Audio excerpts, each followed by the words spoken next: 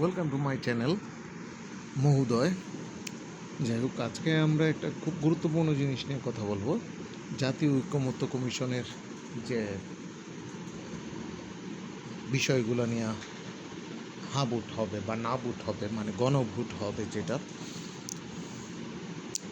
এই গণভোটের সম্পর্কে আমি পড়ার পরে আমার একটা ধারণা হয়েছে যে এটা নিয়ে আসলে জানা দরকার। তো আপনাদের সামনে গণভোটের একটা পরম জুলাই সনদের বিষয়গুলোর একটা ধারণা দেওয়ার জন্যই আপনাদেরকে আজকে এই ভিডিওটা করতেছি।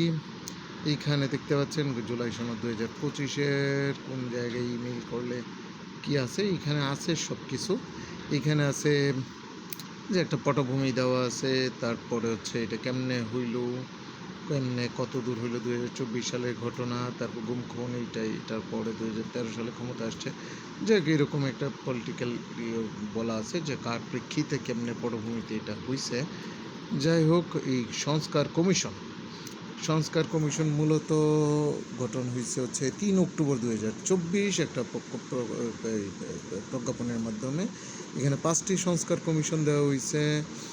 এরপরে এই সংস্কার কমিশনের প্রধান ছিল আবার আলী রিয়াজ সাহেব, যিনি আমেরিকা থেকে আগত। যাই হোক, এটা হচ্ছে সহসভাপতি ছিলেন, আর কমিশনের চেয়ারম্যান ছিলেন, সভাপতি ছিলেন হচ্ছে ডক্টর মোহাম্মদ ইউনুস নিজে। আচ্ছা,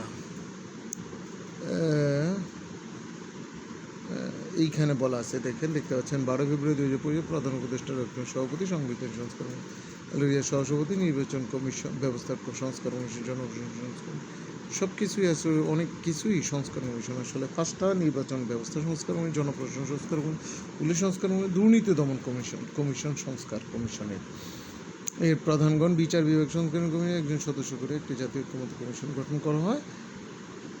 যাই হোক, এই কমিশনের জমা দেওয়ার সুপারিশটা, এটা আবার মেয়াদ বাড়ানোর সময় হইতে মেয়াদ বাড়াইতে পারে, 3 দফায় মেয়াদ বাড়ানো হয়েছে।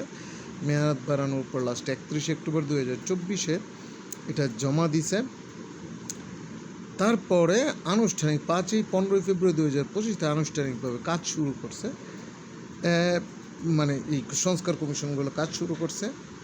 আর হচ্ছে এইখানে বলার মতো আর তেমন কিছু নাই। গুরুত্বপূর্ণ মিষ্টি ধাপে এইখানে অনেকগুলো দফা ওনারা দিছে, তারপরে সবগুলা বিষয় নিয়ে কথা বলছে সবগুলা রাজনৈতিক দলের সাথে, টোটাল 33টা দলের সাথে। আমি শিওর এই 33টা দলের মধ্যে আপনি অ্যাটলিস্ট বাংলাদেশের যে কোনো নাগরিককে বললে 33টা দলের নাম বলতে পারবেন, এবং অবশ্যই 5টা-7টা দলের নাম তার কাছে নতুন হবে।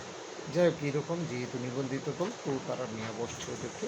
নেওয়ার পরে অনেকগুলা আসলে বিষয় বা সংস্কারের প্রপোজাল তারা দিছে। এর মধ্যে 84টা প্রপোজাল আসলে অ্যাকসেপ্ট হয়েছে, যেই 84টা প্রপোজাল নিয়ে গণভোট হবে। যাই হোক, এই 84টা প্রপোজাল শুরু হচ্ছে এইখান থেকে। আর এইখানে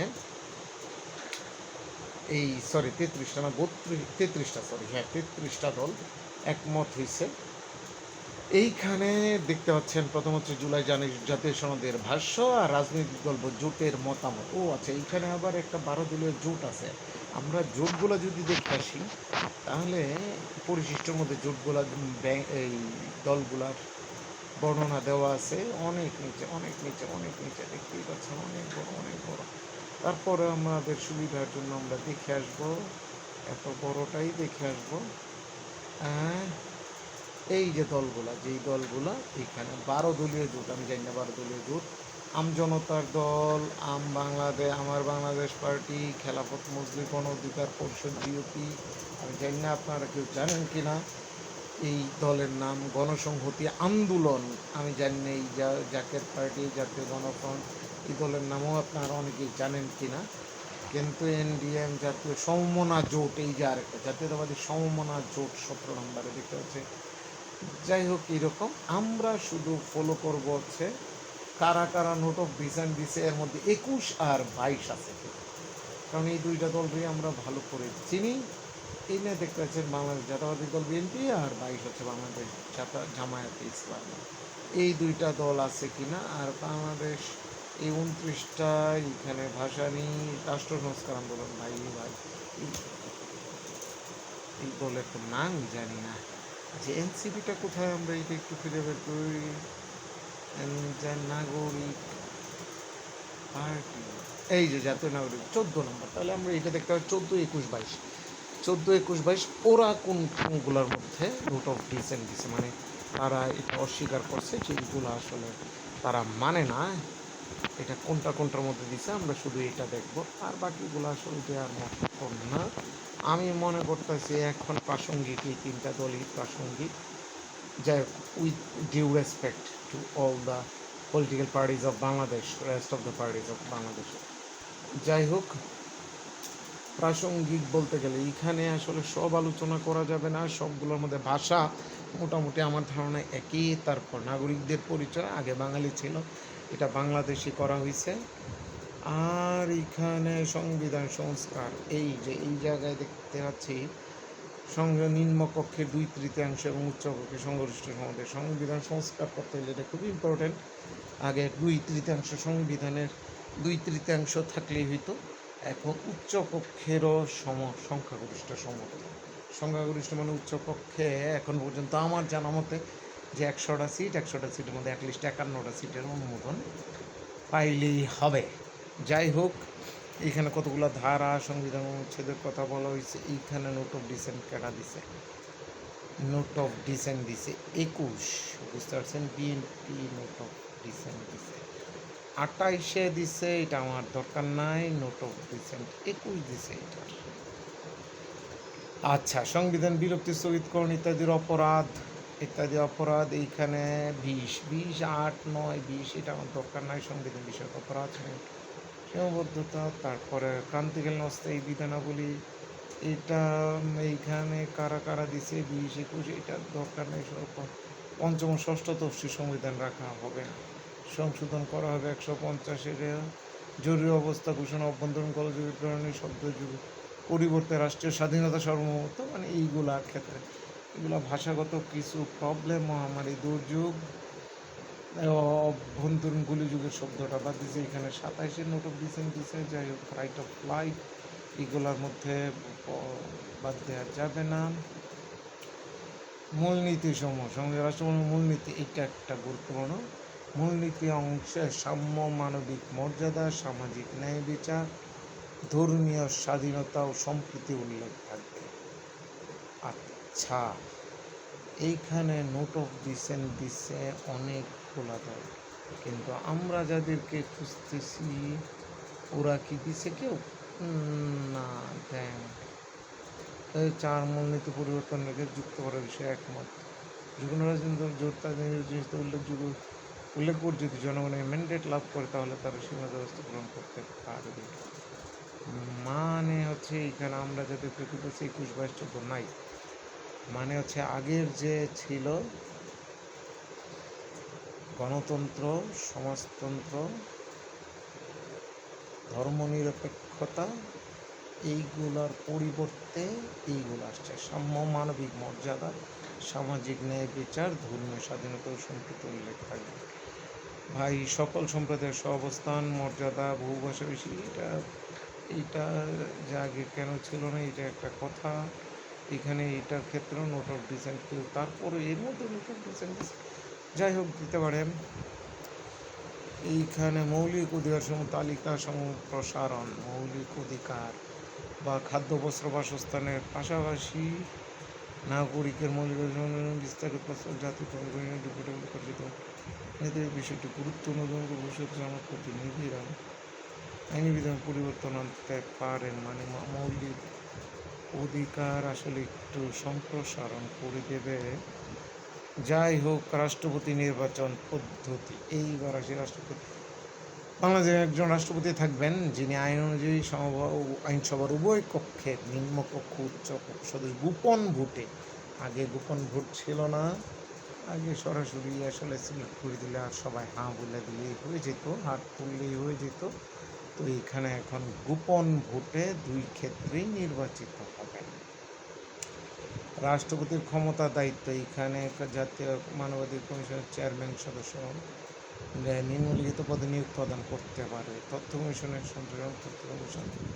আচ্ছা, এইখানে কেউ আমাদের না না ক্ষমতা চেয়ারম্যান সদস্যগণ, আইন কমিশনের চেয়ারম্যান সদস্যগণ, বাংলাদেশ ব্যাংকের গভর্নর, কমিশনের চেয়ারম্যান ও সদস্যগণ এটা রাষ্ট্রপতি সিলেক্ট করতে পারবে।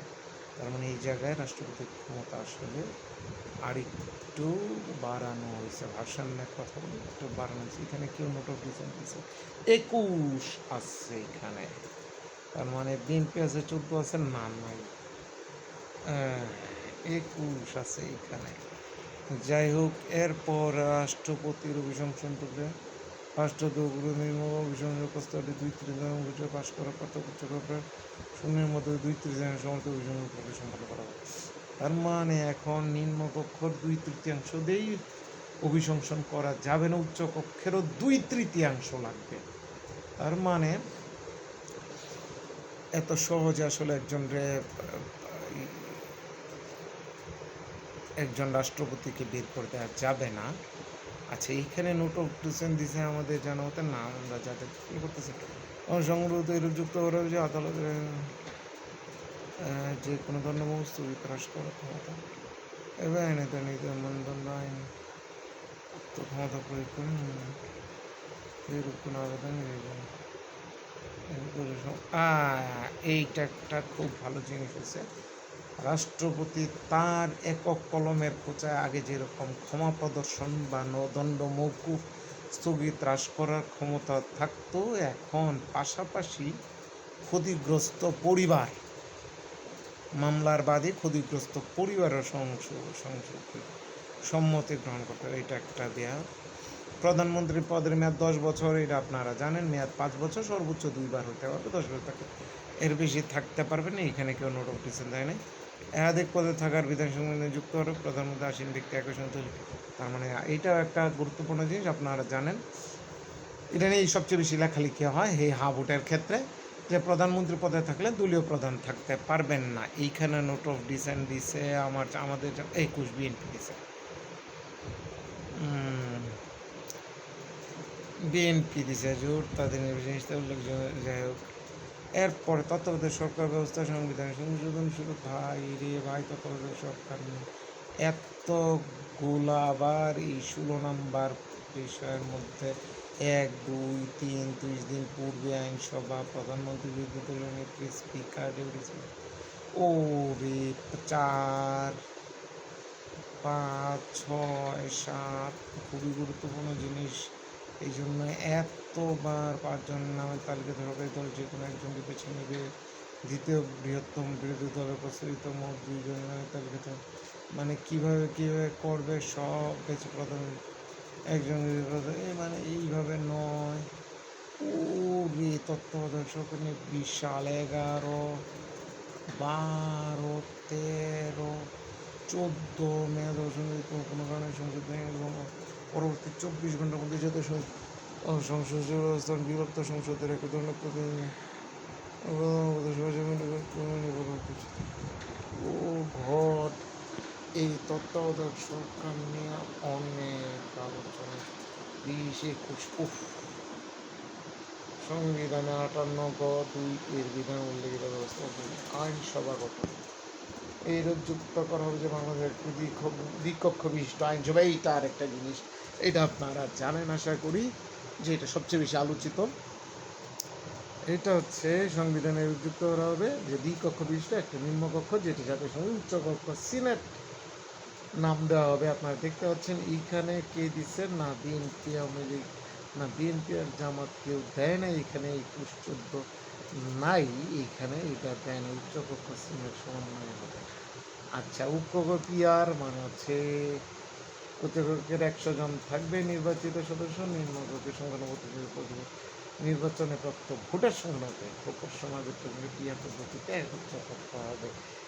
এই জায়গায় আমার বক্তব্যটা হচ্ছে 2001 সালে যে নির্বাচন হয়েছে ওইখান থেকে আসলে, তাহলে আওয়ামী লীগের যদিও 67টা না 70টা আসন না 60টা না 61টা আসন পেয়েছিল ওই সময়, কিন্তু উচ্চ কক্ষে যদি ওই সময় 2001 সালে উচ্চ কক্ষ থাকতো তাহলে আওয়ামী লীগের একটা ভালো একটা পোর্শন ওইখানে থাকতো। তার মানে সারা বাংলাদেশে যে ভোটারগুলা ভোট দেবে, এই জায়গায় উচ্চ কক্ষটা আপনার একটু ভালো করে বুঝেন, যে ভোটাররা ভোট দেবে, ধরি সারা বাংলাদেশে 100 জন ভোট দিচ্ছে, যে যারা জিতছে তারা যদি কম মার্জিনে জিতে, যেরকম 2001 সালে যা করছিল, যদি কম মার্জিনে ধরেন 237টা আসনে বিএনপি জিতছিল, ভোট পাইছিল 47%, মোর অর লেস এইরকম একটা পার্সেন্টেজ পাইছিল। আর আওয়ামী লীগ মাত্র 67টা বা 70টা আসনে জিতছিল, কিন্তু আওয়ামী লীগও ভোট পাইছিল এই 47 বা 48% ভোট পাইছিল। তার মানে নিম্নকক্ষের মধ্যে দুইটা দলের প্রতিনিধির পার্থক্য থাকবে, কিন্তু উচ্চ কক্ষের মধ্যে ওই ভোটগুলার কারণে সেইখানে 100টার মধ্যে 47টা থাকতো আওয়ামী লীগের, 47টা থাকতো বিএনপি, বাকিগুলা আসলে অন্য কারো, 94টার পরে বাকি 6টা অন্য কারো হয়ে যেত। যাই হোক, এই জায়গায় কোনো নোট অফ ডিসেন্ট বিএনপি দিচ্ছে না। উচ্চকক্ষের গঠন প্রক্রিয়ায় ভিন্ন মত আছে। নিম্নকক্ষের আসনের সঙ্গে প্রতিনিধিত্ব পদ্ধতি উচ্চ গঠিত হবে। এই জায়গায় বিএনপির ভাষ্য হচ্ছে, নোট অফ ডিসেন্টের ভাষ্য হচ্ছে, by the way, note of dissent মানে হচ্ছে অসম্মত থাকা, সাথে আমি এটার সাথে সম্মত নই। যাই হোক, 21 হচ্ছে উচ্চকক্ষের এটা পিয়ান পদ্ধতিতে, মূল পদ্ধতি বিএনপির চাওয়া হচ্ছে যে 200-300 আসনের মধ্যে আমি 200টা ভোট পাইছি অথবা 150টা পাইছি, মানে আমি যতগুলা আসন পাইছি ঠিক এত পার্সেন্টের প্রতিনিধি উচ্চকক্ষে থাকবে।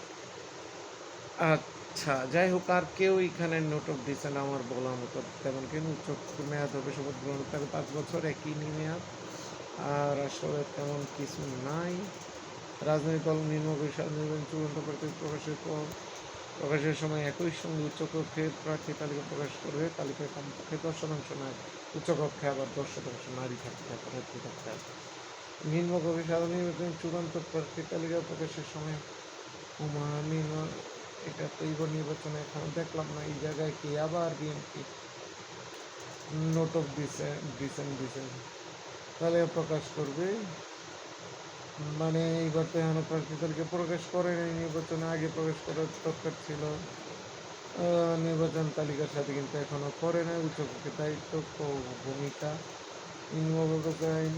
নিম্নকক্ষ আগে সরাসরি রাষ্ট্রপতির কাছে চলে আসতো, এখন এটা আসলে উচ্চকক্ষে যাবে। উচ্চকক্ষে যদি উচ্চকক্ষ কোনো সম্মতির জন্য পাঠানো হবে। আচ্ছা, রাষ্ট্রপতি এই উচ্চকক্ষ থেকে রাষ্ট্রপতি, উচ্চকক্ষ সদস্য দুটোটা একই, নিম্নকক্ষের সাথে কোনো পার্থক্য নাই। নারী আসন 100 আসন,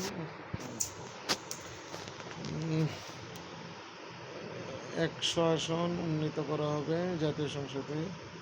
নারী আসন, নারী প্রতিনিধি বৃদ্ধি প্রতিবেদন 50টা আসন বহাল রেখে অনুচ্ছেদ 65 প্রয়োজনীয় সংশোধনী আনা হবে। আচ্ছা, জুলাই সনদ কি 25 পরবর্তী সাধারণ নির্বাচন প্রতি রাজনৈতিক বিদ্যমান 300 জন প্রার্থী 5% নারী মনোনয়ন, 10% নারী নির্বাচনে আছে। নারীদেরকে নিয়ে অনেক কথা বলা আছে। আচ্ছা, 2018 সালে পাস হয় সপ্তদশ 25 বছর ডেপুটি স্পিকার পদে বিরোধী দল থেকে। আচ্ছা, এটা একটা গুরুত্বপূর্ণ, ডেপুটি স্পিকার দিতে হবে। এরপরে সংসদের স্থায়ী কমিটির সভাপতি, প্রিভিলেজ কমিটির অনুমতি, এখানে বিভিন্ন সংখ্যানুগত বিরোধী দল থেকে নির্বাচন যাবে। মানে স্থায়ী কমিটির সদস্য, ব্যাংকিং কমিটি, তারপর হিসাব কমিটি, যাই হোক এইসব যে কমিটি তৈরি, এখানে সংখ্যানুগত বিরোধী দল থেকেও প্রধান দেওয়া লাগবে।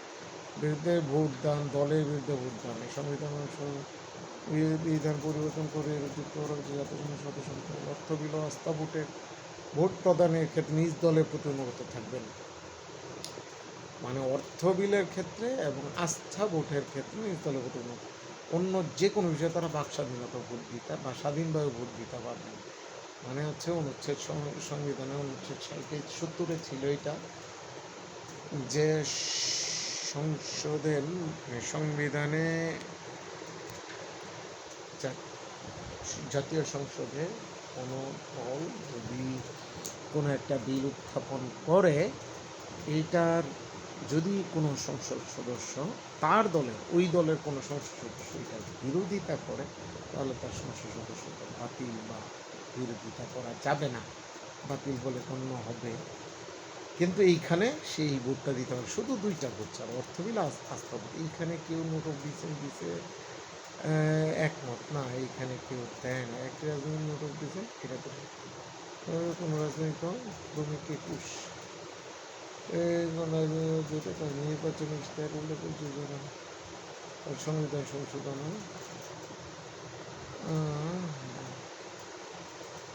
করতে পারবে। আচ্ছা, এখানে এরকম চুক্তি আইনসভার অনুমোদন সংবিধানে যুক্ত করা হবে।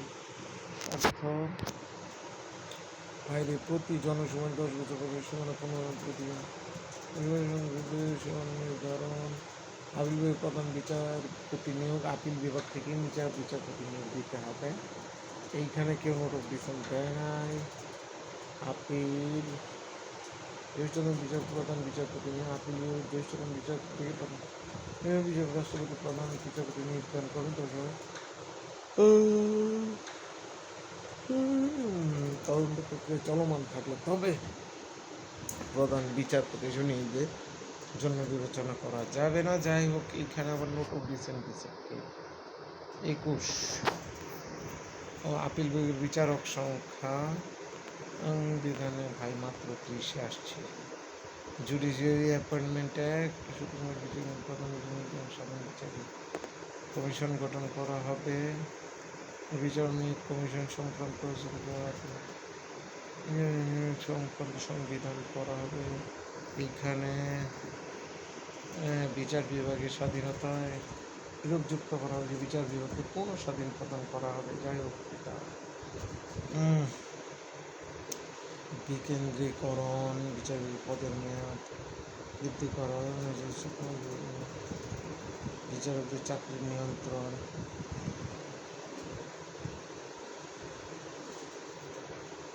স্থায়ী অ্যাটর্নি সার্ভিস গঠন। ভাই এগুলো আমি একটু কম বুঝি। নির্বাচন কমিশনের নিয়োগ, এইখানে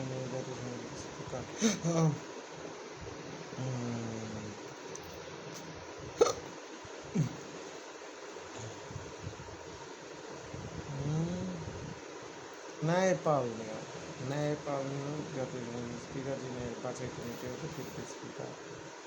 এরপরে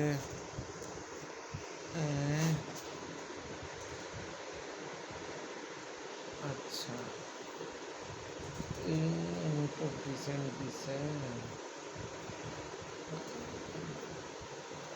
একমত, আর নোট অফ ডিসেন্ট দিছে 21।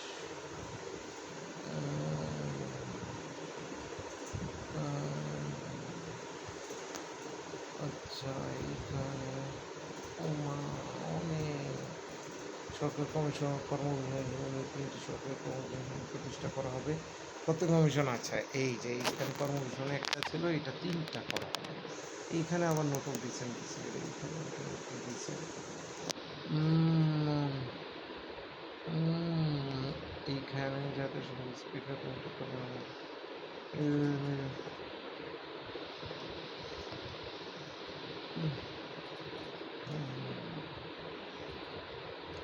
একজনকে চেয়ারম্যান, 7 জন সদস্য রাষ্ট্রপতি 5 বছর নিয়োগদান করবে।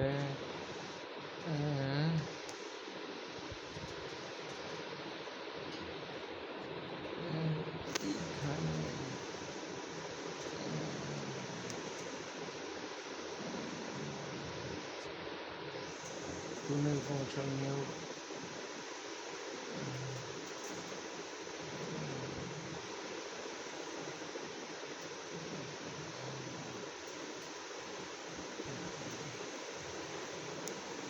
বাংলাদেশের প্রতি ব্যক্তিকে এরা কমিটি হবে, ওরা কমিটি হবেন। আইনগত ক্ষমতার অপব্যবহার ওটা সংবিধান সম্মেলন।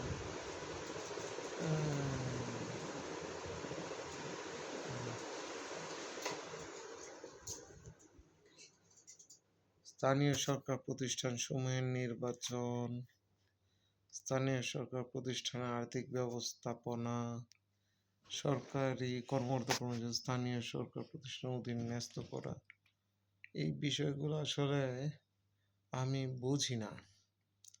স্থানীয় সরকার প্রতিষ্ঠান নিজস্ব তহবিল সংগ্রহ, এইগুলো যে যাই হোক, এইগুলা আসলে বিশদ আলোচনার বিষয়। এইখানে আবার নোট অফ ডিসেন্ট অন্য কোনো কেউ দিছে না? এখানে সবাই মোটামুটি একমত নয়, 9, 18, 17, যাই হোক এইগুলা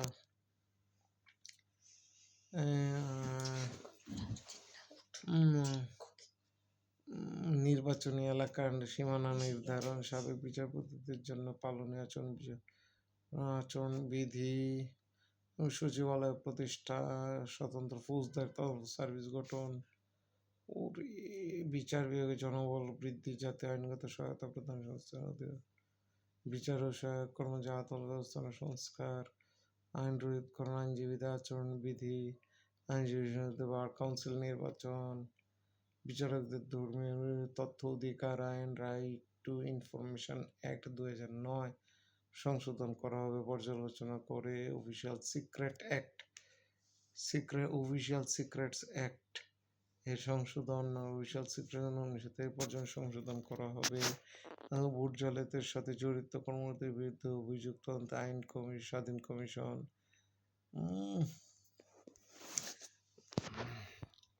তিনটি সরকারি কর্ম কমিশন গঠন। এটা তো আচ্ছা, তিনটি সরকারি কর্ম কমিশন গঠনের কি একটা সরকারি কর্ম সাধারণ শিক্ষা, স্বাস্থ্য ব্যতীত অন্য সকল সার্ভিস নিয়োগ, পদোন্নতি পরীক্ষার জন্য সরকারি কর্মকমিশন শিক্ষা, শুধু শিক্ষা সার্ভিস নিয়োগে পদোন্নতি, এবং সরকারি কমিশন স্বাস্থ্য, মানে একটা হচ্ছে জেনারেল, একটা হচ্ছে শিক্ষা, একটা হচ্ছে স্বাস্থ্য সার্ভিস নিয়োগ পদোন্নতি পরীক্ষার জন্য। এইখানে নোট অফ ডিসেন্ট দিছে কে চিনি না, বিএনপি শুধু দিছে। আচ্ছা, 21 নম্বর আছে হিসাব বিভাগ থেকে নিরীক্ষা বিভাগ আলাদাকরণ।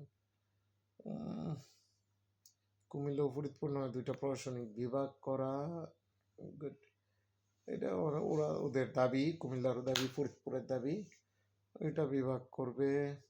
স্বাধীন পুলিশ কমিশন গঠন, এইটার মধ্যে আবার অনেকগুলা কি আছে, অনেক গল্প, এইখানে আবার অনেক গল্প আছে।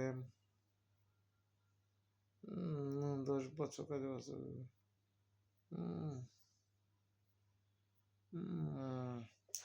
বৈধ উৎসবিহীন আয়কে বৈধতা দানের চর্চা বন্ধ করা। ওরে, বিদ্যমান সংবিধান অনুচ্ছেদ 202 সাথে সামঞ্জস্য, বৈধ উৎসবিহীন বৈধ দানের যে কোন রাষ্ট্রীয় চর্চা স্থায়ী চিরস্থায়ী বন্ধ করতে। 33 নম্বরে একটা রাজনৈতিক দল রাষ্ট্রীয় আইন ক্ষমতার অপব্যবহার রোধে দুর্নীতি, অর্থ পাচার, সুবিধা মালিকানা সংক্রান্ত আইন প্রণয়ন, নির্বাচনী অর্থায়ন, স্বচ্ছতা ও শুদ্ধাচার নিশ্চিত করা, জনপ্রতিনিধির সম্পদ ও আয় ব্যয়ের তথ্য প্রকাশ, দুর্নীতিবাজদের বিষয়ে রাজনীতিক দলসমূহের করণীয়, দুর্নীতি দমন কমিশন আইন, আবার রাষ্ট্রের বাছাই পর্যালোচনা কমিটি, দুর্নীতি দমন আইন, আয়কর 309 ধারার সংশোধন, বেসরকারি খাতের দুর্নীতি থেকে শাস্তির আওতায় আনা, এটা হচ্ছে আংকাক, ইউএনসিএসসি এগেনস্ট করাপশন, এইটাও জানা লাগবে।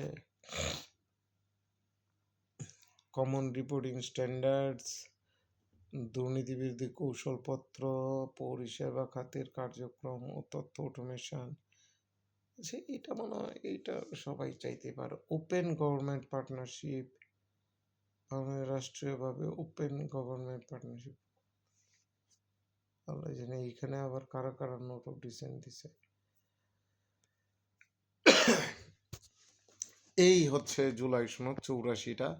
ভাই রে ভাই, এটা বোঝার জন্য আমি গভর্নমেন্ট যে হ্যাঁ ভোট দেওয়ার জন্য সবাই অনুরোধ করতেছে, এবং সবাই যে বলতেছে হ্যাঁ দেওয়ার জন্য বা করার জন্য, এইটা আসলে কেমনে যে সম্ভব। আমি মনে করি বাংলাদেশের 100 জন ভোট যোগ্য নাগরিক যারা আছে, ভোট দেওয়ার যোগ্য নাগরিক 100 জনের মধ্যে অ্যাট লিস্ট 99 জন এই জিনিস বুঝবে না। এবং এইটা বোঝার জন্য আপনার অবশ্যই আপনার বাংলাদেশ সংবিধান মুখস্থ থাকতে হবে, বা সংবিধান নিয়ে বসতে হবে, বাংলাদেশ জুডিশিয়ারি অ্যাক্ট নিয়ে বসতে হবে, বাংলাদেশ পুলিশের আইন নিয়ে বসতে হবে। আবার এখানে একটা কি দেখলাম যে রিপোর্টিং সিস্টেম নিয়ে বসা লাগবে। তারপর এই যে আঙ্কাক ইউএনসিএসি এইটা নিয়ে বসা লাগবে। তারপরে বার কাউন্সিলের আইন নিয়ে বসা লাগবে। ভাই দুর্নীতি কমিশনের আইন নিয়ে বসা লাগবে 2004। ভাই অনেক কিছু নিয়ে বসলে যদি আলোচনা করে আপনি তোমার বুঝতে পারেন জিনিসটা কি। যাই হোক, এই ভিডিওর উদ্দেশ্য এটা না যে আপনি হা দেন অথবা না দেন, আপনার যেইটা ভালো মনে করেন ওইটাই দিবেন, যা ভালো বুঝবেন তাই দিবেন। কিন্তু আমার শুধু জানার উদ্দেশ্য ছিল যে এটার মধ্যে কি কি আছে, আপনাদের সাথে আমি জানার চেষ্টা করলাম। ধন্যবাদ সবাইকে। খোদা হাফেজ।